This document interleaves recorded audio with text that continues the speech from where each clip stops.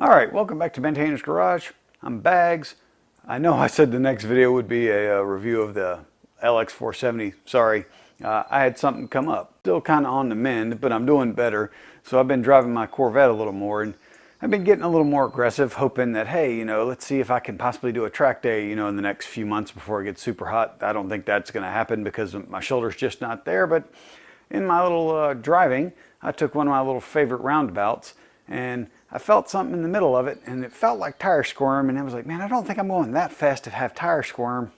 And if you don't know what tire squirm is, it's literally like the tread squirming at the limit. Sometimes it can feel a little like sidewall flex. Anyway, I felt something, and it was like, huh. And then what I noticed was my steering wheel, which normally when I'm driving in a perfectly straight line, is just a little off center to the passenger side.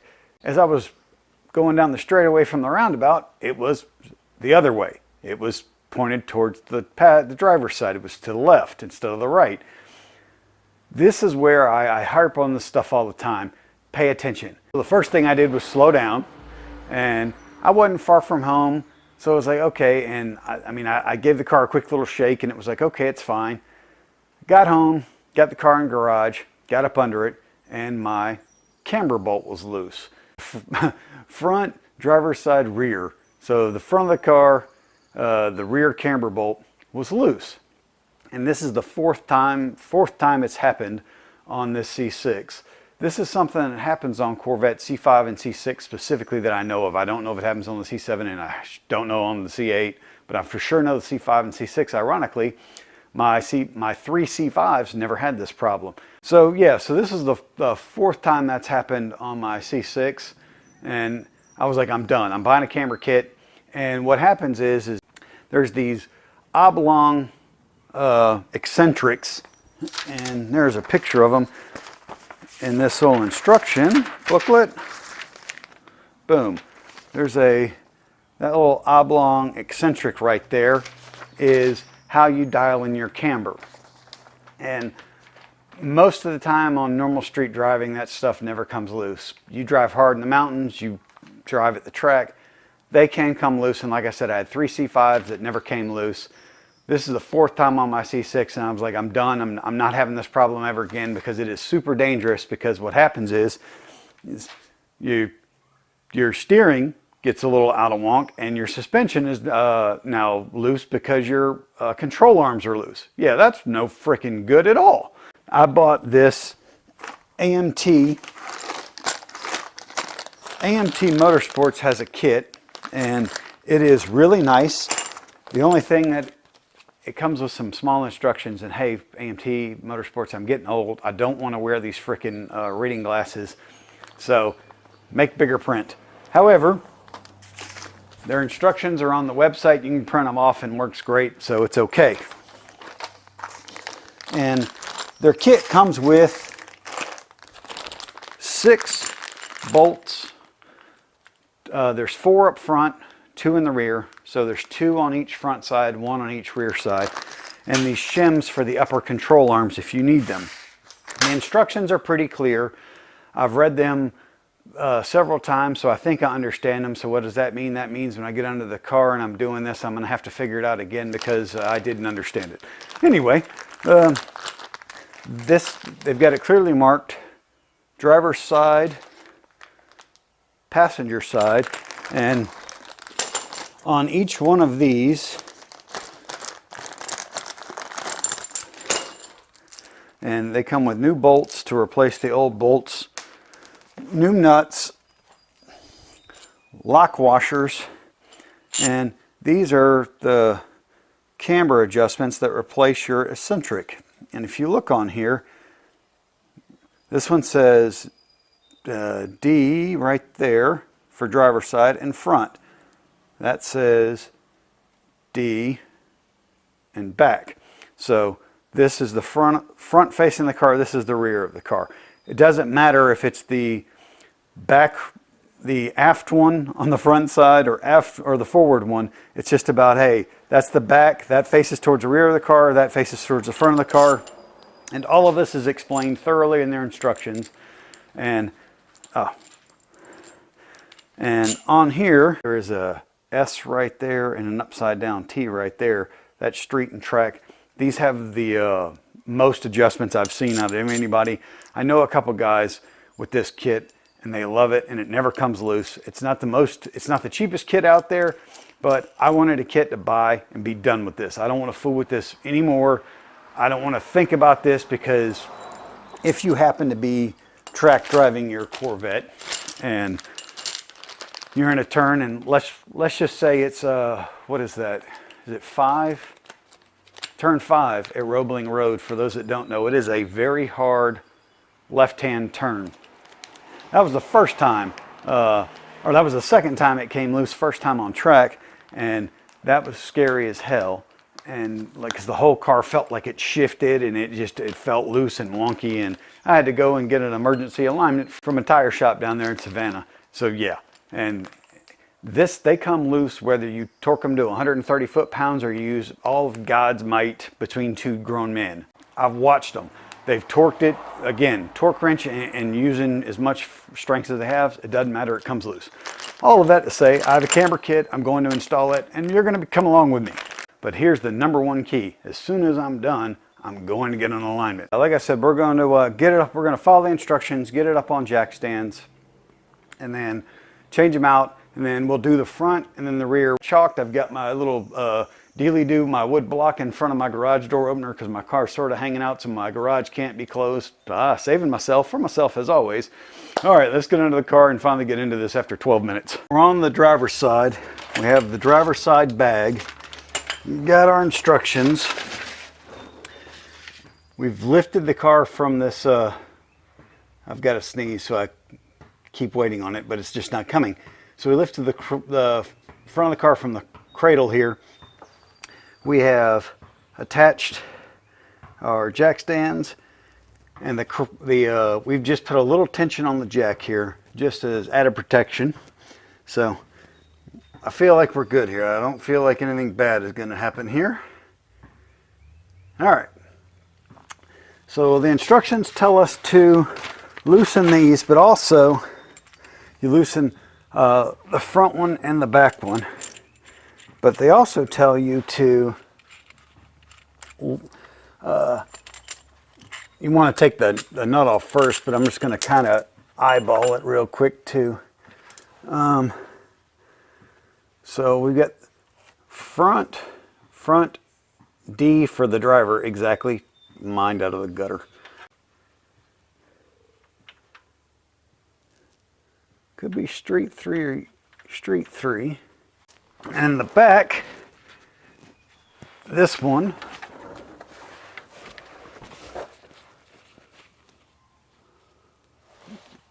driver, back, yep, to be street 3 as well. All right, so we're going to loosen this up, and for those of y'all that don't ever do this, sometimes these things are really snug. So that's why I've got my assistant here to help. And the head's not turning, so that's good. Now this eccentric will probably spin just a little bit. I'm going to loosen that, and then I'm going to come back and remove these. Yeah, I'll tell you, there's nothing quite scary like losing your like your car feeling loose in mid-corner. You want to talk about trying to get it to where you're building confidence in your car and yourself. Yeah, going through that doesn't help. Definitely loose with a little dirt in your eye. Tap that out.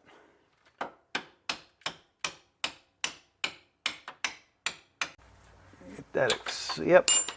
All right, yeah. Lift up on that just a smidge to get the bolt out. There we go.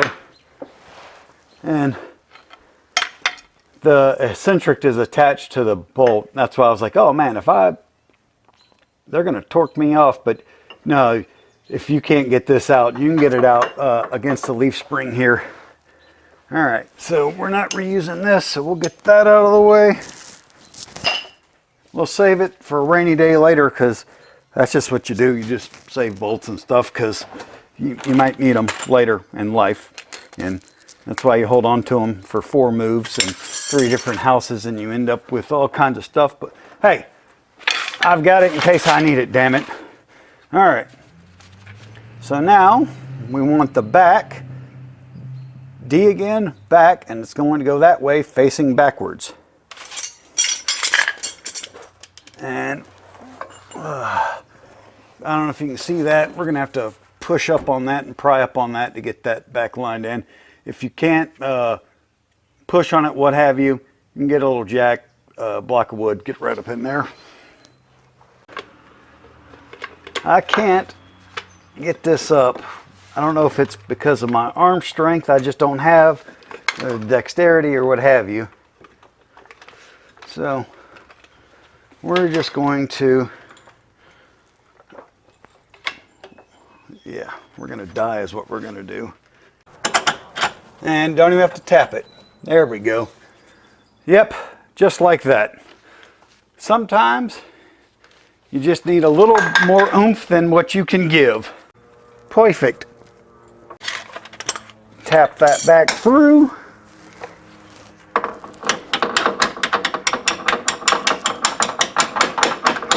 And on the instructions, it says insert the bolt to the plate, tap it so it's flush against the plate if necessary. So I did, and it was necessary. West by God, Virginia. Sorry I'm not showing you the rear. I had a choice with the camera angles to find out which I could see the best, or which you could see the best, and it definitely seemed to be this way. All right, so we have front driver's side, that's the track side, that's the street side, and we'll do street. So we'll have to pry this and move this around a little bit to get it to match the back. I have to loosen this eccentric in the back too. We're gonna try this again, and yeah. All right, well, we had some good success with the jack in the 2x4. So we're gonna see if we can just get this going again.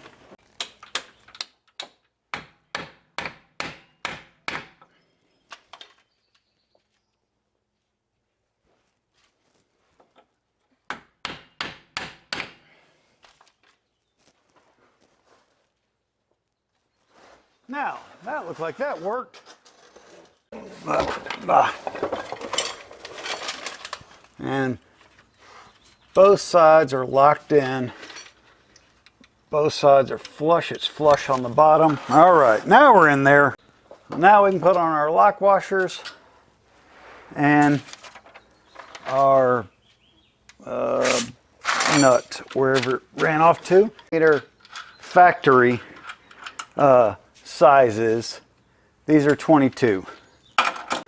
We will stop that while we're thinking about it, because we got to do the back one. Yeah, I think if we support that, it'll make the installation easier, just like it did on the other one.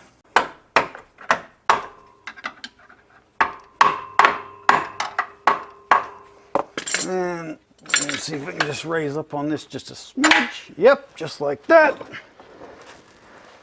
All right, and if you're watching this, like, this is a little loose, right? I don't want to load this up with a lot of tension here and have this thing flip off and smack me in the face. As you see, just a little bit of tension, a little bit of leverage here, and you can get that bolt right in, right out. No issues. So that's our street setting. So we're at S. Make sure that's good. And then we'll put it in from the back. And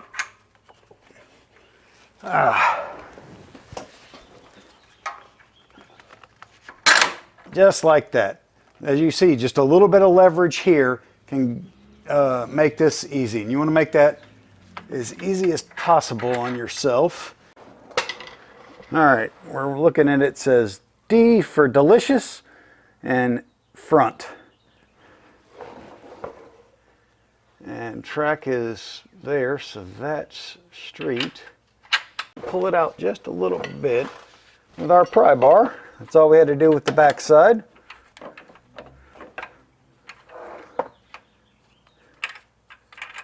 And like a lot of things, once you play with them a little bit, they get a little easier or harder. Wait, no, I'll stop. So now we'll get this in and we'll tighten these down to 130 foot-pounds. All right, let's get my tools. All right, so we're gonna run this down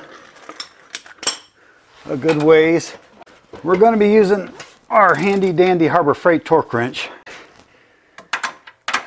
It is going to be okay. It has enough accuracy to where I know these are gonna be tight and I'm gonna get in alignment post haste or very quickly anyway, and they'll torque it with a little better torque wrench. But if all you got is a Harbor Freight torque wrench, let me tell you, it works and it's better than nothing.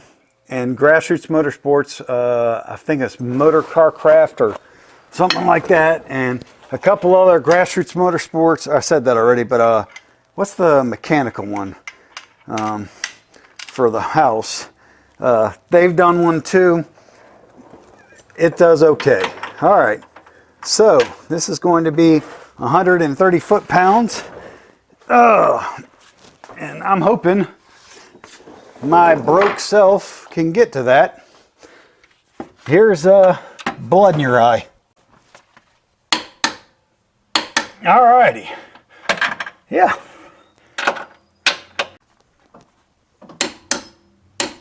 Yep. Toit. All right. I'm going to do the passenger side. It looks just like this. You don't need to see that. Next time you see me, we'll be on the back of the car. I decided to do the passenger side on the rear of the car. The camera angles are super difficult, so if this doesn't turn out well, you'll see just a quick picture of this. I've already done the driver's side. And yeah, just to, learn something. All right, so first thing is we got to take that nut off. It's a 21 millimeter. And unlike the front, there's only one, just that one. That one, the rear is non-adjusting, so you only have to worry about taking the front one off. Alrighty. It's a little tight back here with this heat shield stuff, but making it through. All right, this is it's not a hard job, but I'm telling you, with half a shoulder, or I should say 1.5 shoulder, it is definitely more challenging, which I knew it would be, but like it's much harder than I thought it was going to be. But story of my life. I decided to do stuff, and hey, here we are. All right, just like the front, I found that putting a little bit of some tension on this makes my life better. So we'll do that. You're just putting a little bit of tension. You ain't time to lift the car up. And all right, before I get too far along, I already forgot. Need to check the camber plates and see what they look like.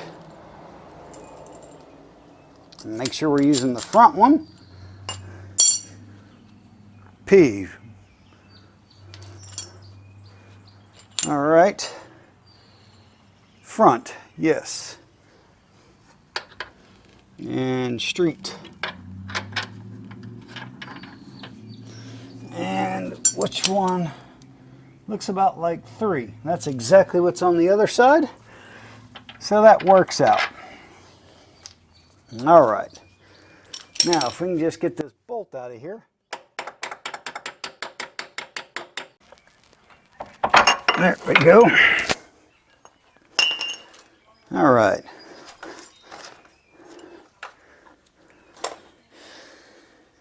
Street. Yes. All right. Back. Yes. P. Yes.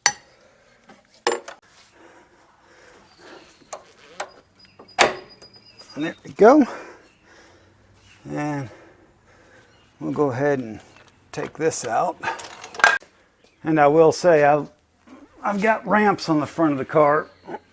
That way we're only jacking the back, and then just like in the front, the jack's just supporting it.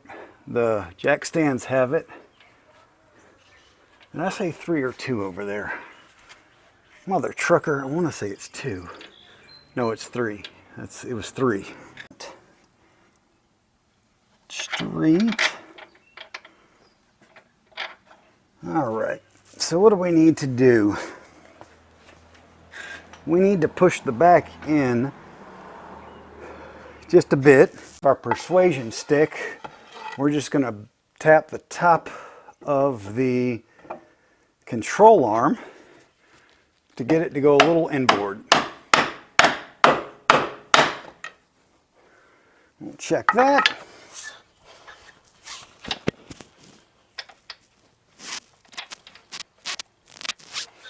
We'll need to, there we go. To ensure we've got a little more tapping.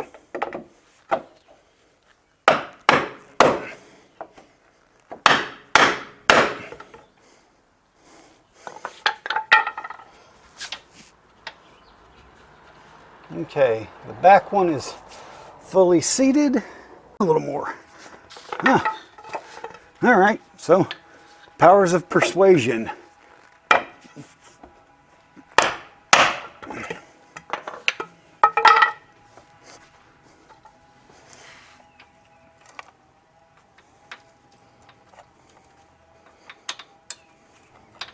There we go. Now we're in there like swimwear. And we will tap the back of the bolt head to get it fully seated. The back one is flush and in, fully seated. The front one, this thing looks weird. Oh, there we go. All right. The front one's fully in. Now we just put on our little lock washers. Get our nut, tighten it down, and just like the front, we end up at 130 foot-pounds. Tighten a little bit with the ratchet. Oh yeah, it's a 22, not a 21. And it's 130 pounds. Foot. Alrighty. That's good. Now what we need to do is put the wheels back on, torque those down, lower the car, and we're done. Alright, so that's installing the AMT Motorsports Camber kit into your C6 Corvette. C5 is just the same. Not a hard job, a little hard when you've got, 1.5 shoulders to work with, but overall not too hard. Like I said in the video, using the jack just a little bit to just move that control arm up and down really helped out a lot. And using, the powers of persuasion or wood and a big old hammer, that helps too. So hopefully you found this video helpful and possibly even entertaining. I appreciate all of you. I appreciate the comments, the positive ones, the negative ones. I appreciate them all. Thank you for you to take the time to tell me thank you or ask me a question. I greatly appreciate it, and that's what I want to do. I want to help, and I feel like I'm doing that, and I feel like I'm having a lot of fun doing it. So I'm going to keep doing these things again, bum wing and all, no worries. So thank you very much. I appreciate you. Thanks for watching Maintainer's Garage, and I hope you have a great day.